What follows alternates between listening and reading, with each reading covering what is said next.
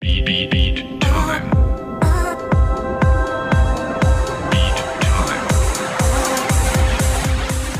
What up, YouTube? This is the Mandarin himself, Nate, coming at you with another review.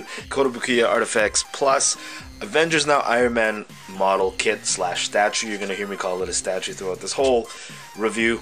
I've been waiting to open this one for a while now. This actually goes with the Thor statue. If you haven't seen that review, check it out now. Give you a quick 360 of the box.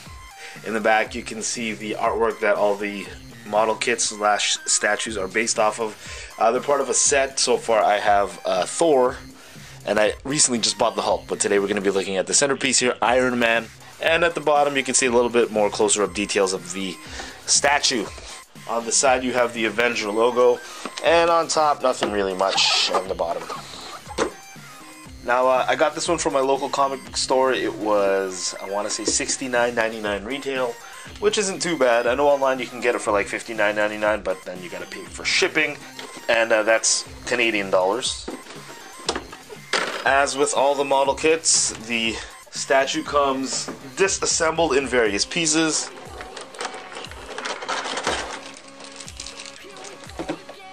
First thing I'll show you again, the basic base.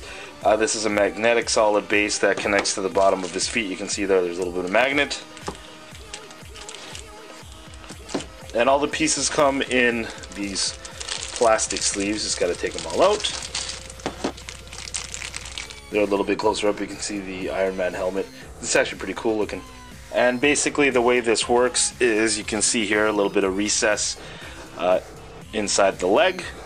And you just kind of, there's no instruction manuals, but you just got to put it together like that. A little bit of pressure.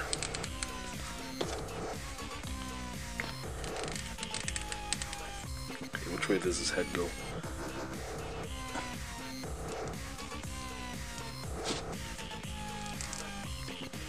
That's like record time, man. And there you have it, Iron Man, fully put together. You can see he stands on the magnetic base. And it's really cool. I like this base because you can kind of move them around however you want. So when you're putting all the, I'm going to call them statues. When you put all the statues together, you can kind of configure it however you want. From the bottom of the base to the top of Iron Man's head, at eye level, he kind of comes in just at about 8.5 inches. And overall, pretty cool looking statue. I'm very happy with it. Now that I've had some time to look at the statue, there are 3 things that I've decided that I really like about the statue. The first one being the quality of it. You see it looks like a model kit, so that might kind of set off some red flags, like it might be cheap. But this is actually a very dense and heavy plastic. That's one of the biggest knocks about people who collect PVC statues, that you're buying like really light, cheap plastic. But this is pretty dense. Again, it's not polystone, but it's not bad for what it is. The second thing I like about this statue is the overall design. I think it's a really well designed, good quality statue. The overall sculpt is really nice. I think it's really close to the source materials artwork, which I'll show you here on the side. I'm always a fan when you can kind of compare the artwork to the statue. I think the paint application is decent. It looks really clean, very typical of Kotobukiya, and I really do like this colorway they went with for the statue. They didn't go with the traditional gold and red, hot rod red that Iron Man usually comes in. They went with this black and gold, which is really nice. I love all the little gold accents everywhere. They really do pop. It's not necessarily black, it's like a really dark gunmetal, I guess you could say. I remember in high school all my buddies were like, yeah, painted my car gunmetal, bro. It's not gray, it's gunmetal. Paint application is okay. You can see a little bit of bleeding maybe right in the rib cage area, but overall you can see it's really clean. See a little bit of, I don't know if the camera picks it up, maybe something from the casting. You can see the seam line there, and it kind of got schmutzed up right there. Let's just call it battle damage. And the last thing I like about this is the value. For $69.99 Canadian, I think it's really well priced, actually. And that's coming from me. I'm really cheap. And for me to say this is really well priced, that's a big thing. The one knock I have on this item, I think it kind of cheapens the entire statue. When you look really close at him, the light piece is like in his chest. Obviously they couldn't put real lights in it. This isn't a hot toy. It is a $70 statue. I just think this looks really cheap. Instead of like going for a glowing effect, which I think they were trying to go for, looks almost like a sunken in, cheap look to the statue, which perturbs me in a way. And it's not only in the chest piece, like it's in his hips, it's in his calves, it's in his shoulders, and his forearms. There's like 3 of them in his hand.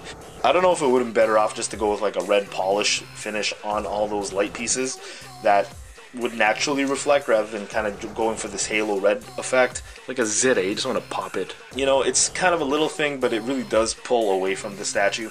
Just a little bit closer up so you can see all the detail in this statue. Lots of really fine, intricate details, which I do appreciate. Really like that. If you haven't checked it out yet, check out my first Kotobukiya Marvel Now Avengers statue review on Thor.